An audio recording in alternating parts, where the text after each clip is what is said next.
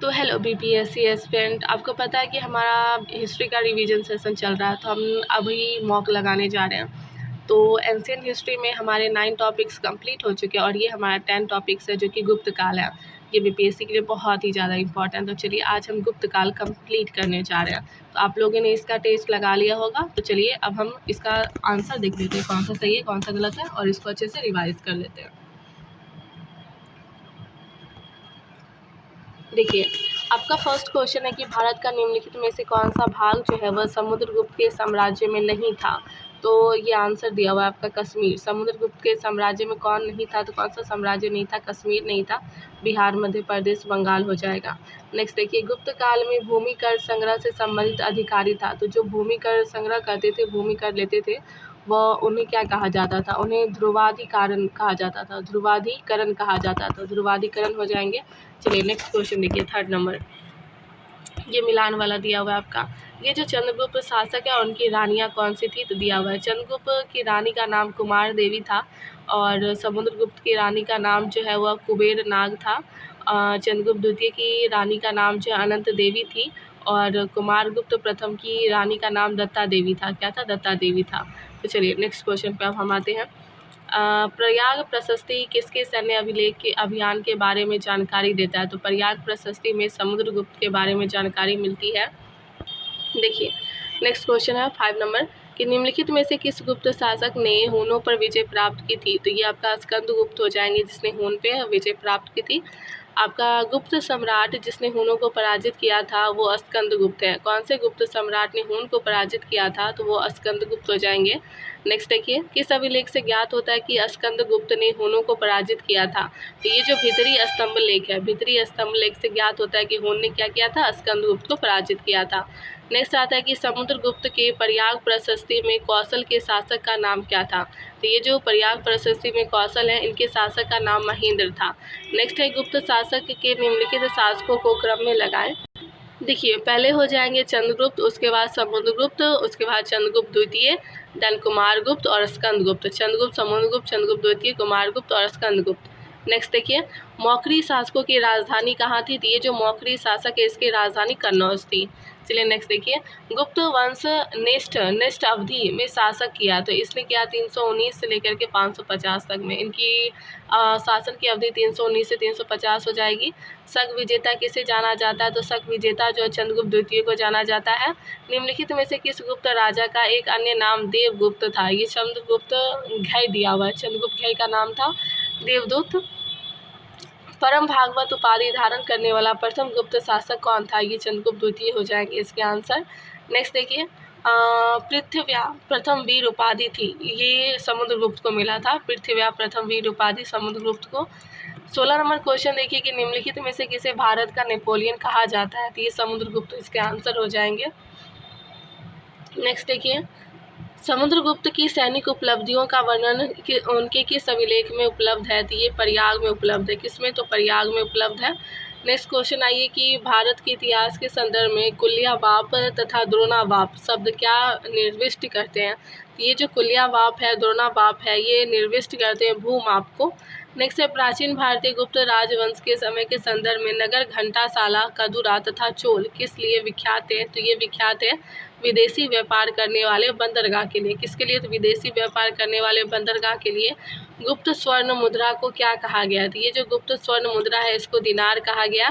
गुप्त काल के दौरान भूमि के रिकॉर्ड की सुरक्षित देखभाल के लिए जिम्मेदार अधिकारी जाना जाता है, ये कर्णिक जाना जाता है। क्या जाना जाता है? कर्णिक जाना जाता है। निम्नलिखित में से किस गुप्त शासक ने सर्वप्रथम सिक्के जारी किए थे? चंद्रगुप्त प्रथम ने सिक्का जारी किया था। रजत सिक्के जारी करने वाला प्रथम गुप्त शासक कौन था? ये चंद्रगुप्त द्वितीय था, जिसने रजत सिक्का जारी किया था। गुप्तकालीन भारत में महत्तर और पट्टिकल पदनाम किसके लिए प्रयुक्त होता था? ये ग्राम मुखिया के लिए महत्तर और पट्टिकल प्रयुक्त होता था। गुप्त काल में उत्तर भारतीय व्यापार निम्नलिखित में से किस एक पतन से संचालित होता था?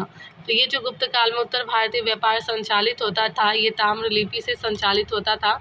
नेक्स्ट देखिए, गुप्त शासकों द्वारा जारी किए गए चांदी के सिक्के क्या कहलाते थे? तो ये रूपक कहलाते थे। गुप्त काल में जिसने चांदी के सिक्के जारी किए थे गुप्त शासकों ने, उसको रूपक कहा जाता था। भाग और बलि क्या थे? ये जो भाग और बलि है ये राजस्व के स्रोत है। क्या है? तो राजस्व के स्रोत है। अधोलिखित में कौन गुप्तकालीन स्वर्ण मुद्रा है? अधोलिखित में कौन गुप्तकालीन स्वर्ण मुद्रा है? ये गुप्तकालीन स्वर्ण मुद्रा जो है वह दिनार हो जाएंगे। क्या हो जाएंगे? दिनार हो जाएंगे। गुप्त साम्राज्य द्वारा निम्न में से किन्हें कर रहित कृषि भूमि प्रदान की गई है? तो कर रहित कृषि भूमि जो है वह ब्राह्मणों को प्रदान की गई है। गुप्त युग में भूमि राजस्व की दर क्या थी? तो गुप्त युग में जो भूमि राजस्व है इसकी दर था उपज का छठा भाग। क्या था? उपज का छठा भाग। गुप्त काल में गुजरात, बंगाल, दक्कन एवं तमिल राष्ट्र में स्थित केंद्र किससे संबंधित है? वस्त्र उत्पादन से संबंधित है। गुप्त काल में उत्तर भारतीय व्यापार निम्नलिखित में से किस बंदरगाह से संचालित होता है? तो ये ताम्रलिपि से संचालित होता है।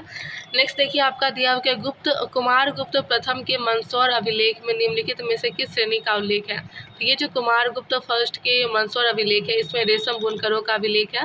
चांदी के सिक्के जारी करने वाला प्रथम गुप्त शासक आपको कौन देखने को मिलेगा? तो ये चंद्रगुप्त द्वितीय हो जाएंगे।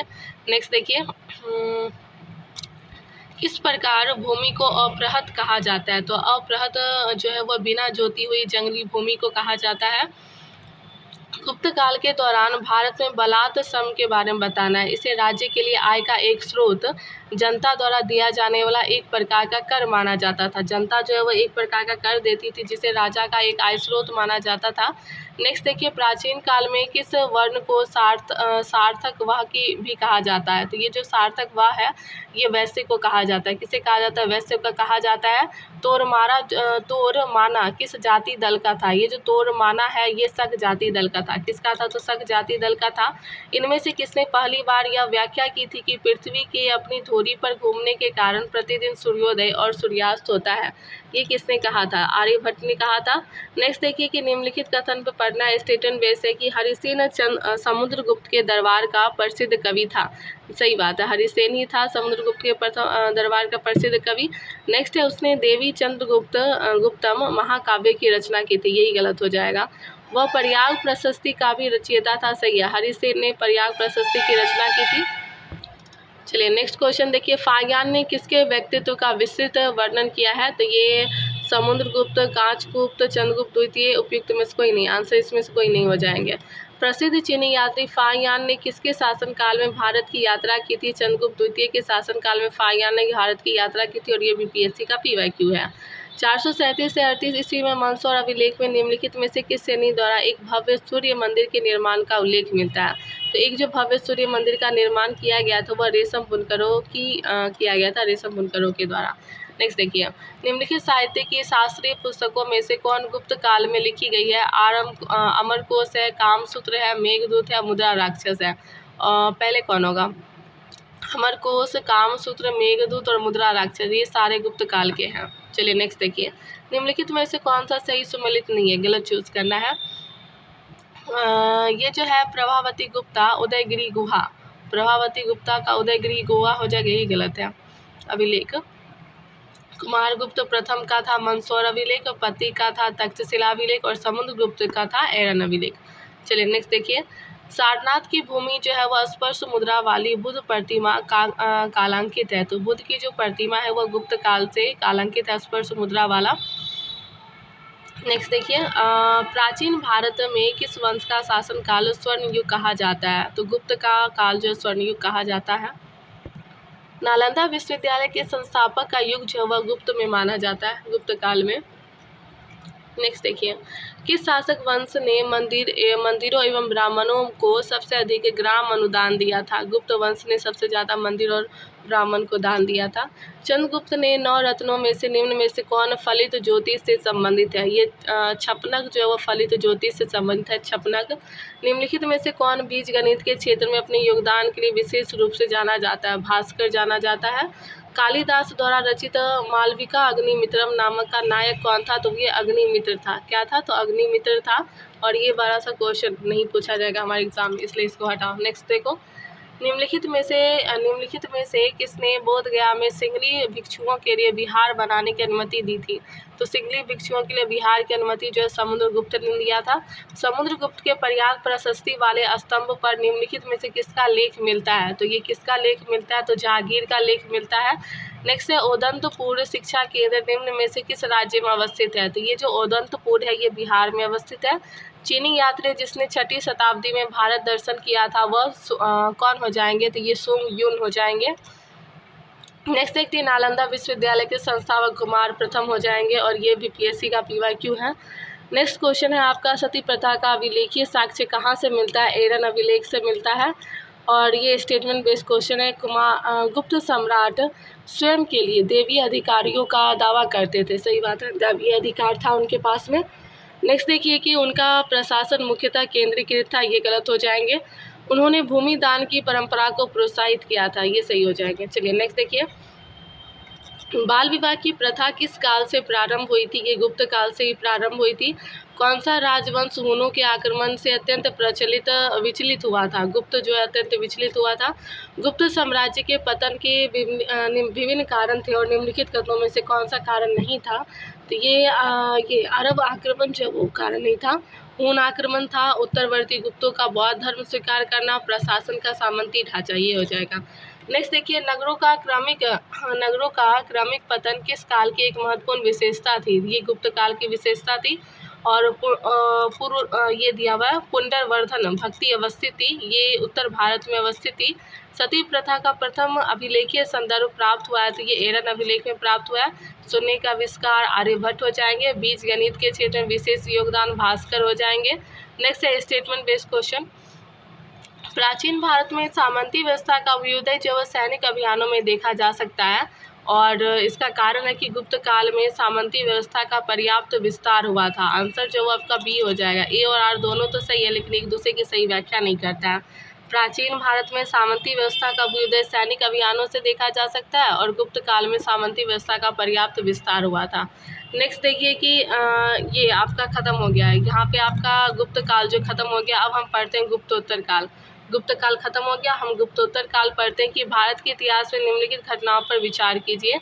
राजा भोज के अधीन प्रतिहारों का उदय हुआ था, तो इसमें फर्स्ट कौन हो जाएंगे? पहले होंगे महेंद्र वर्मन के अधीन पल्लव सत्ता की स्थापना, उसके बाद होंगे गोपाल द्वारा पाल राजवंश की स्थापना, उसके बाद होंगे राजा भोज के अधीन प्रतिहारों का उदय और लास्ट में हो जाएंगे पराक्रंत फर्स्ट द्वारा चुल सत्ता की स्थापना। नेक्स्ट देखिए, इसमें मिलान करने वाला क्वेश्चन है।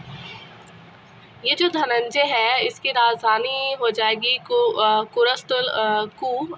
कुस्तलपुर हो जाएगा और ये जो नीलराज है इसकी जो राजधानी है वो अवमुक्त हो जाएगी। उग्रसेन की राजधानी पालकक हो जाएगी। विष्णुगुप्त की राजधानी कांची हो जाएगी। तो देख लीजिए आप। आपका अब थर्ड नंबर क्वेश्चन आता है कि निम्नलिखित शासकों में से किसने हर्षवर्धन को पराजित किया था? तो ये पुलकेशिन द्वितीय हो जाएंगे जिन्होंने हर्षवर्धन को पराजित किया था, पुलकेशिन द्वितीय। चलिए नेक्स्ट क्वेश्चन पे आइए कि नर्मदा नदी पर सम्राट हर्ष के दक्षिणावर्ती आगमन को रोका। दक्षिणावर्ती आगमन को जो पुलकेशिन द्वितीय ने रोका था। किसने? पुलकेशिन द्वितीय ने रोका था। निम्नलिखित में से किसने हून शासक मिहिर कुल को पराजित किया था? यशोधर्मन ने मिहिर कुल को पराजित किया था। कर्नाटक वंश का जो संस्थापक था वह नान्यदेव था। कौन था? नान्यदेव था। कर्नाटक वंश का अंतिम शासक जो हरि सिंह था। नेक्स्ट है निम्नलिखित में से किस वंश के शासकों को पुराणों में श्री पर्वतीय कहा गया? तो इच्छाबुक को श्री पर्वतीय कहा गया। और ये इसका 7 नंबर देख रहे हो, कर्नाटक वंश का अंतिम शासक हरि सिंह था। ये भी PSC PYQ में पूछा गया था। नेक्स्ट देखिए, निम्नलिखित में से कौन सा एक काकतीय राज्य में अति महत्वपूर्ण समुद्र पतन था? तो ये हो जाएंगे मोरपल्ली। कौन हो जाएंगे? मोरपल्ली हो जाएंगे। नेक्स्ट देखिए, ताम्रपत्र लेख दर्शाते हैं कि प्राचीन भारत में बिहार के राजाओं का संपर्क किससे था? जावा सुमात्रा से था। नेक्स्ट देखिए, गुप्तोत्तर काल में प्रमुख व्यापारी केंद्र क्या था? कन्नौज था। व्यापारी केंद्र क्या था गुप्त का? कन्नौज था। प्रतिहार अभिलेखों से में संदर्भित सिक्कों का नाम बताना। ये द्रमन हो जाएगा सिक्के का नाम। क्या? द्रमन। नेक्स्ट देखिए, बहुत बड़ा हटाओ इसको। नेक्स्ट क्वेश्चन देखिए, हर्ष के दरबार में हेन सोंग को एक दूत के रूप में किसने भेजा था? ताई सुंग ने भेजा था। निम्न में से किसने नालंदा विश्वविद्यालय का भ्रमण वहाँ अध्ययन किया था? तो वे हेन सोंग ने किया था। सियोकी की नामक यात्रा विवरण निम्नलिखित में से किससे जुड़ा? ये जो सियोकी की यात्रा विवरण है ये हेन सोंग से जुड़ा हुआ है। चीनी यात्री हेन सोंग ने किस शासक के समय भारत की यात्रा की थी? तो ये हर्ष के समय किया था। हेन सोंग की भारत का यात्रा के समय सूती कपड़ों के उत्पादन के लिए सबसे प्रसिद्ध जो नगर था वो मथुरा थी। कौन थी? मथुरा थी। नेक्स्ट देखिए, सम्राट हर्षवर्धन ने 2 महान धार्मिक सम्मेलन का आयोजन किया था, कन्नौज और प्रयाग में। हर्ष के समय की सूचनाएं किसकी पुस्तक में निहित है? वह कल्हण में निहित है। और वल्लभी विश्वविद्यालय कहाँ पे स्थित है? तो ये जो वल्लभी विश्वविद्यालय है ये गुजरात में स्थित है। हर्षवर्धन ने प्रयाग संसद आयोजित की थी, सही बात है। वह बौद्ध धर्म की केवल महायान शाखा को लोकप्रिय बनाना चाहता था, सही बात है, सिर्फ महायान शाखा को लोकप्रिय बनाना चाहता था। हर्ष के साम्राज्य की जो राजधानी थी वो कन्नौज थी। कौन थी? हर्ष के साम्राज्य की जो राजधानी थी वो कन्नौज थी। अपनी प्रसिद्ध एवं ऐश्वर्य के लिए किस प्राचीन नगर को महोदय नगर कहा गया है? तो ये कन्य को कहा गया है, कन्य को कहा गया। सम्राट हर्ष ने अपनी राजधानी थानेश्वर से कहाँ स्थानांतरित की थी? कन्नौज स्थानांतरित की थी। निम्नलिखित में से किस एक ने 4 अश्वमेध यज्ञ का संपादन किया था? प्रसव सेन प्रथम हो जाएंगे। 6ठी शताब्दी में एक मौर्य वंश का कहाँ शासन कर रहा था? तो ये लाट में हो जाएंगे, शासन कर रहा था। कौन सा राजवंश मध्य प्रदेश से संबंधित है? कलचुरी हो जाएंगे। विक्रमशिला विहार का संस्थापक धर्मपाल हो जाएंगे। चालुक्य शासक पुलकेशिन की हर्ष पर विजय का वर्णन किसमें दिया हुआ है? हर्ष पर विजय उन्होंने 634 ईस्वी में किया था। कायस्थ जाति का सर्वप्रथम उल्लेख किसमें मिलता है? तो ये याज्ञवल्क्य मिलता है। तो आज हमारा गुप्त काल और गुप्तोत्तर काल कंप्लीट हुआ और हम नेक्स्ट लेक्चर में नेक्स्ट वीडियो में हम प्राचीन भारत में स्थापत्य कला पढ़ेंगे। तो चलिए, धन्यवाद।